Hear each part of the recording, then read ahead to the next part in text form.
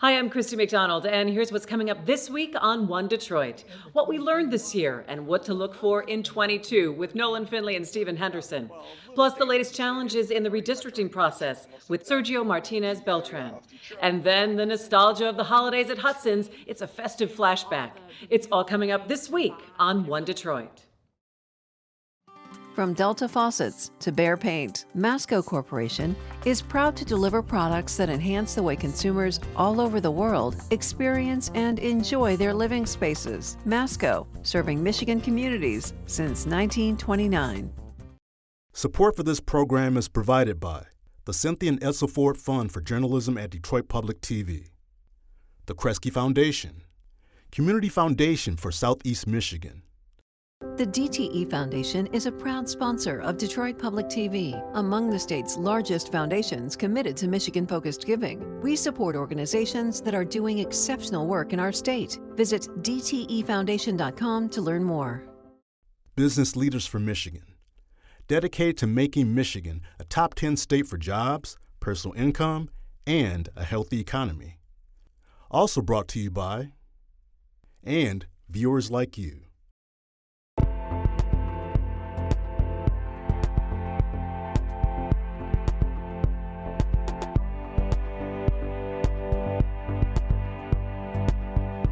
Hi, I'm Christy McDonald, and welcome to One Detroit. So glad that you're with me this week. The end of the year always brings reflection of what we've learned, and then the hope and anticipation of what's to come in 2022. Well, our One Detroit contributors, Nolan Finley and Stephen Henderson, got together to talk about the most impactful stories in 2021 and where we're headed next year. Plus, Michigan's Redistricting Commission with big decisions at the end of December that could spark many legal challenges. Sergio Martínez-Beltrán fills us in. And then we will end the show with a little holiday nostalgia. You may remember the decorations, Santa, and the magic of shopping Hudson's over the holidays. The Detroit Historical Museum felt this year was the perfect time to celebrate the spectacle of Hudson's during the holidays with a new exhibit. We'll have it for you. We're starting off with the year that was, and then where we'd like to be. Our One Detroit contributors, Nolan Finley, the editorial page editor of the Detroit News, and Stephen Henderson, host of American Black Journal, got together to talk about the biggest stories of 2021 and what we can expect in 22. We're sitting here at the end of 2021, not much better off than we were at the end of 2020. Yeah, well, a little better in terms of like prospects, I guess. But we start the year 6 days into the year with a rabble of insurrectionists trying to overturn the election and destabilize the democracy, and it kind of went downhill from there, I guess. Certainly did. Let's talk about Washington for a minute. I think this promise we had from President Joe Biden that he would get control of the virus, that he would revive the economy, that he would raise our stature on the world stage and put us together so that we'd stop fighting. Not much of that has happened, or at least not happened the way he promised it would. I think it's been a very disappointing year for the president, and his numbers showing. Yeah, well, I mein, again, first year for president coming in after an incredible run of chaos. Everything was left pretty destabilized. I think he's done all right. I think in terms of getting control of the virus, we were already starting to see the vaccines take hold when he took office. They have, if you leave Michigan and go elsewhere, things are in much better shape than they are here. I mean, we have our own problem that I still can't figure out what we are doing wrong in particular, but things are much better in terms of the number of people nationwide who've gotten vaccinated. The economy is back. It's not as much back as maybe we would want it to, but that's because we have some inherent problems that we couldn't have anticipated. The disappearance of the labor force is a huge destabilizing influence in the economy. That's going to go on for a long time. I think the president's done what he could with that stuff. I was not expecting that he would be able to bring us together. Half the country didn't vote for him and thinks he stole the election. So good luck getting people to work together under those circumstances. We've got something here that we never dreamed we'd have a year ago, and that's inflation. And the administration seems to have, at first, had no grasp of how serious inflation was and how real that was to the American people, and now have no answers for it. It was a complete bungle in Afghanistan.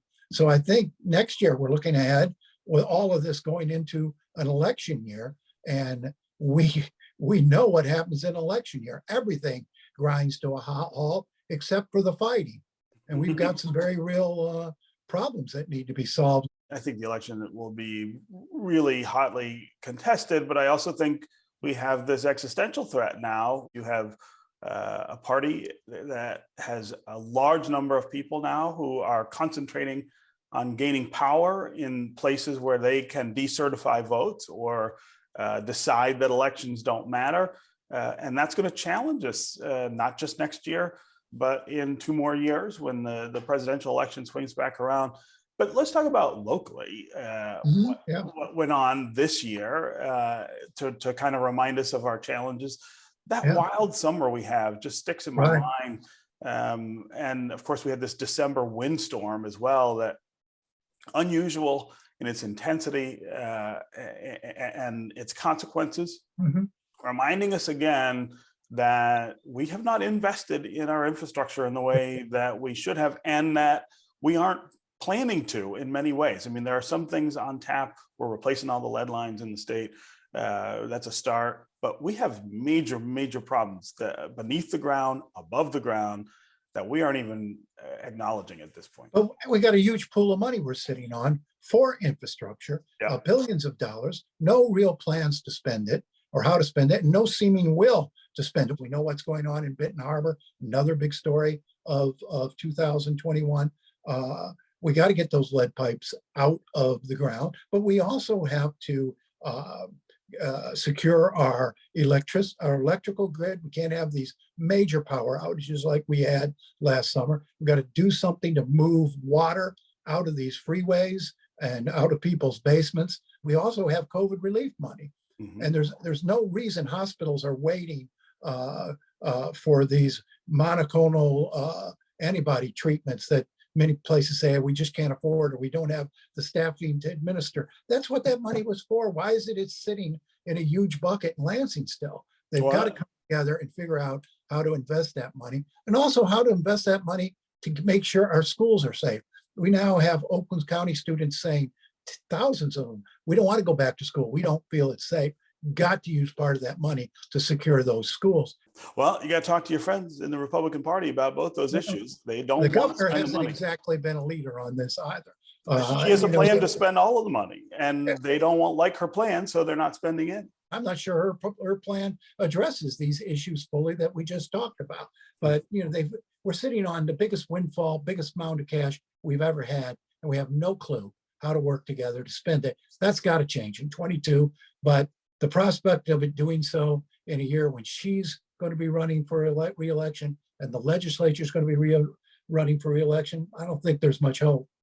No hope, Steve. Happy New Year. Well, to throw everything even more into political limbo, the new maps that this Redistricting Commission has been working on are really going to spin people's heads. They should, because that was the point. But I'm not sure that everybody will be content with what we have. That will cause another big fight early in the year to determine whether those maps hold. Everyone, it seems like, will want to go to court to try to overturn them.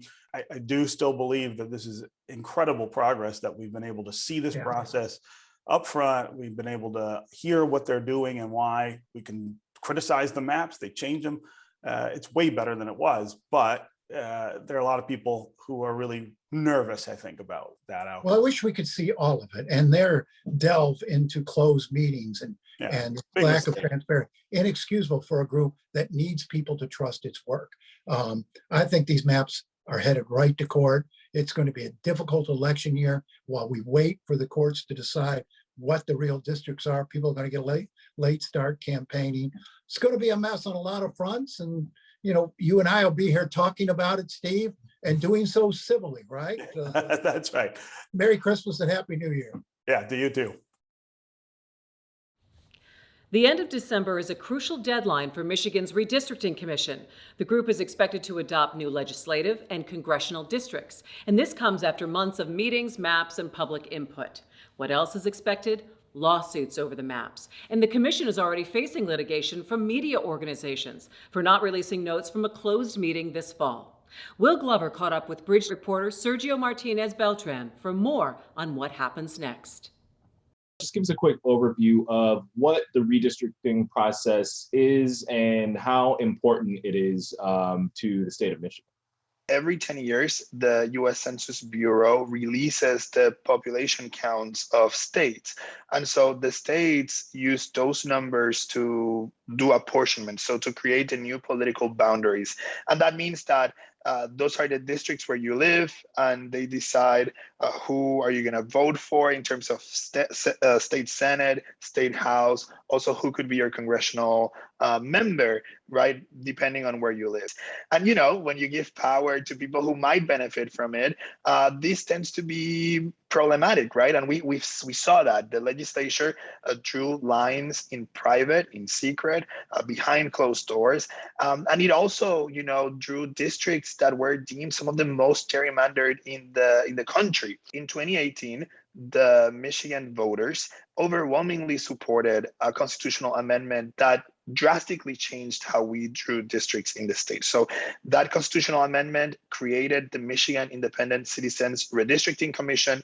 That's a group made up of 13 everyday people, 4 Republicans, 4 Democrats, and 5 independents who have never drawn districts before. They have never had to work with maps in the past, but they volunteered themselves, they were elected or selected, I should say, and they are the ones drawing the lines this year. I know that there's a 45-day window where the public gets to make comments. They've released some of their drafts for the maps. Is that where we are?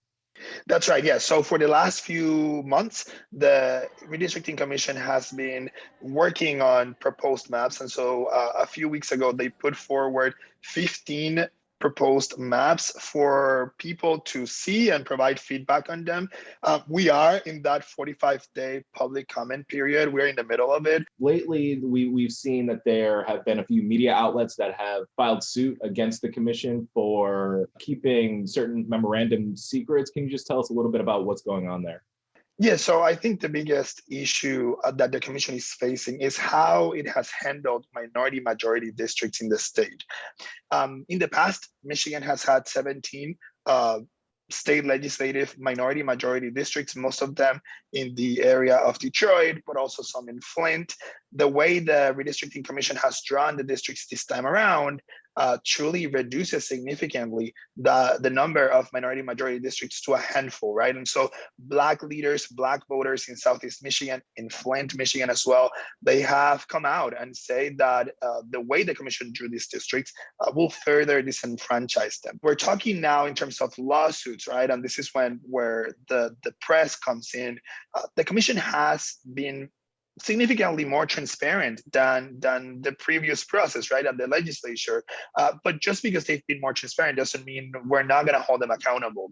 And what we know is that on October 27th in East Lansing, the commission met behind closed doors. They shut out the public, they shut out the press, and they discussed two private memos, one of them that had to do with the Voting Rights Act, which is the federal law that allows for the creation of minority majority districts, and also another memo that was about the history of discrimination in the state and its impacts on voting.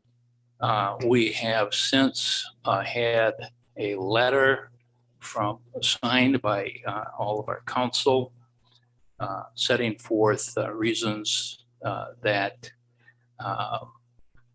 we should not release the memo, which is really a historical document, or the tape of the conversation.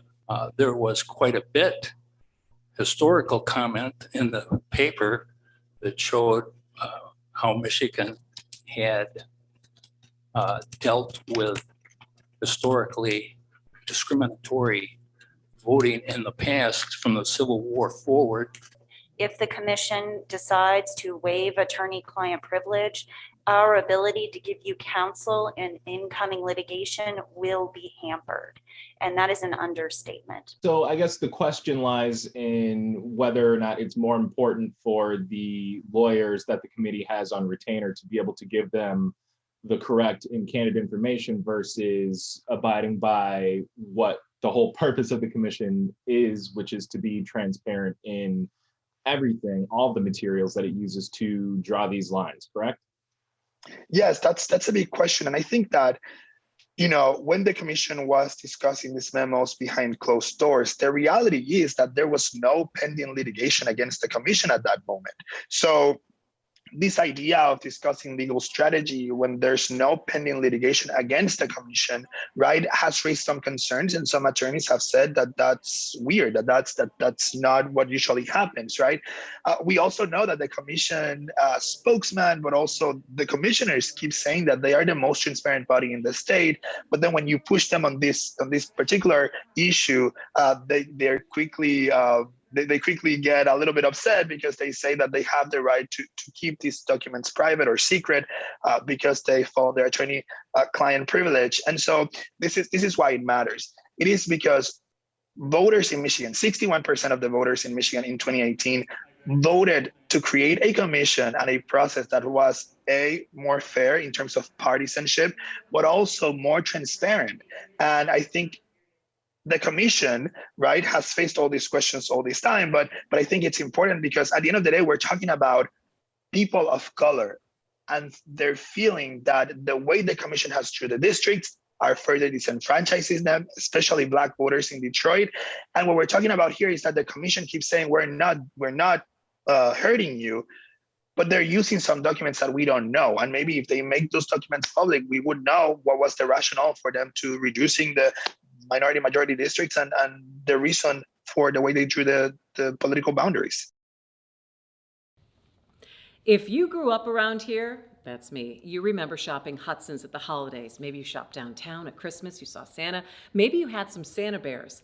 My mom is still hanging onto a Santa Bear mug from 1986. Well, this year, the Detroit Historical Museum is celebrating that Detroit tradition with an exhibit called Hudson's Holidays. Take a look.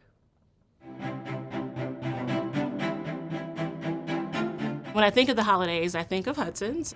Growing up in Detroit, one of my first memories of the holidays was getting all dressed up and going downtown to Hudson's to visit Santa.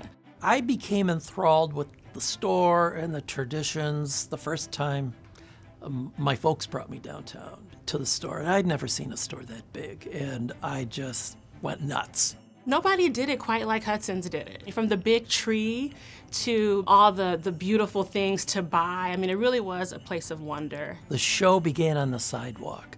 The minute you came inside, you were literally thrown into a different world with beautiful architecture and lighting and drapes and things like that. You forgot all your troubles.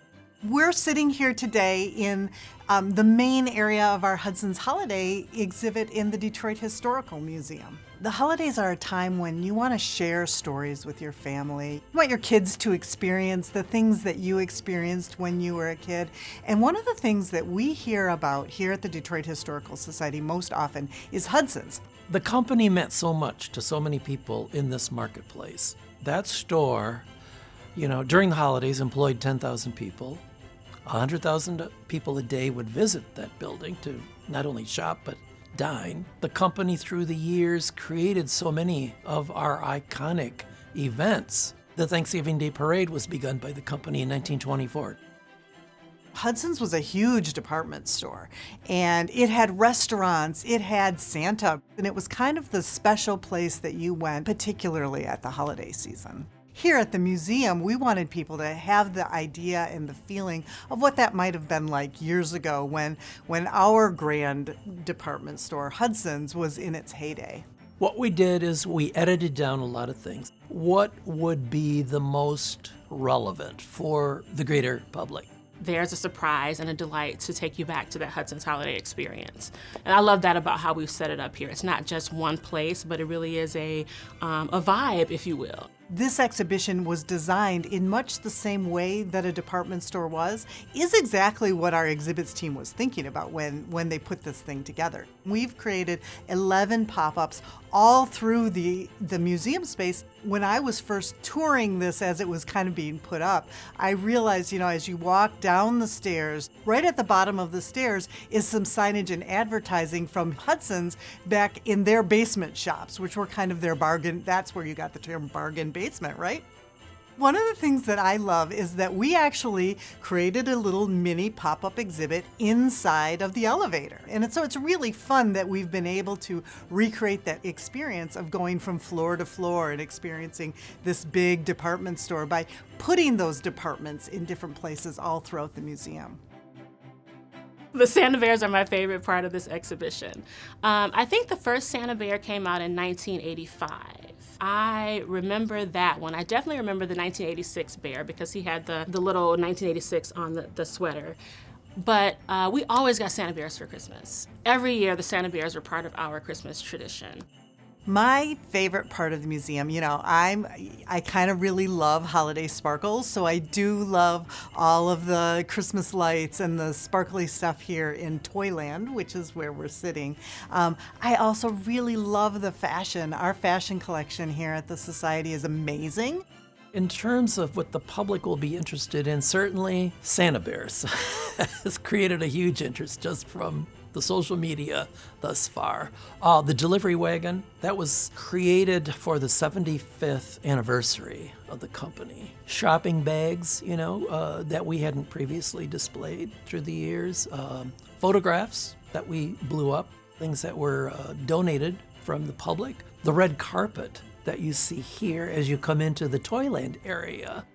It's interesting when you think about kids now having the experience of, shopping purely online. Like, they don't even get the big Christmas catalog, much less the experience of going to a really beautiful department store or even a mall. And so bringing an exhibit back like this one, where it is all decorated and everything is sparkly and beautiful, and you get to remember that and feel really special for a minute, gives the kids the opportunity to experience something that they're not experiencing in real life anymore.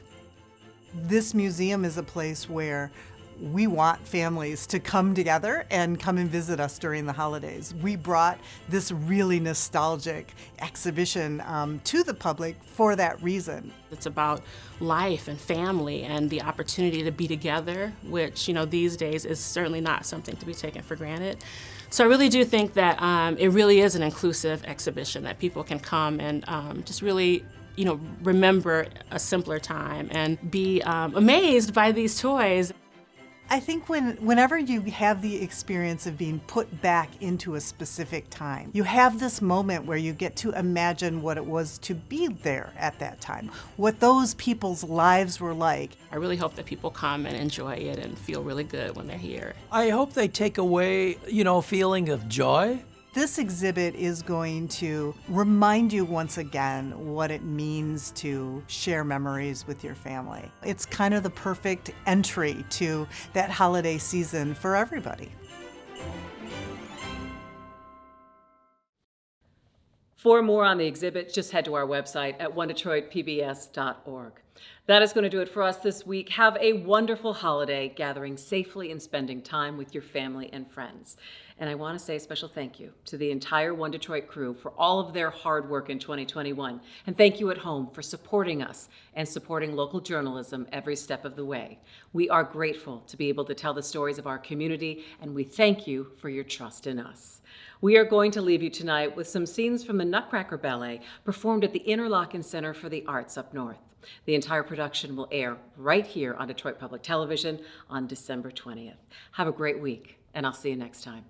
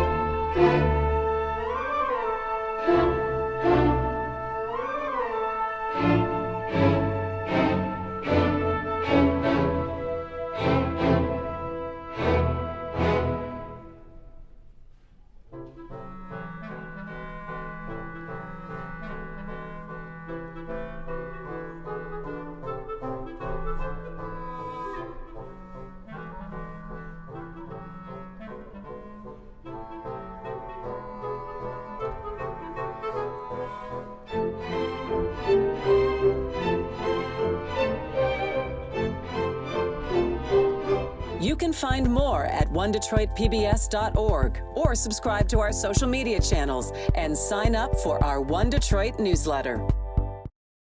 From Delta Faucets to Behr Paint, Masco Corporation is proud to deliver products that enhance the way consumers all over the world experience and enjoy their living spaces. Masco, serving Michigan communities since 1929. Support for this program is provided by the Cynthia and Edsel Ford Fund for Journalism at Detroit Public TV, the Kresge Foundation, Community Foundation for Southeast Michigan.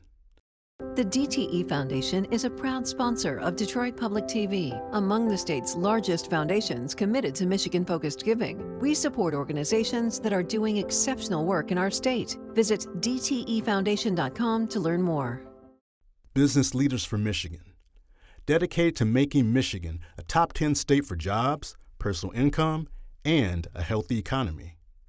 Also brought to you by, and viewers like you.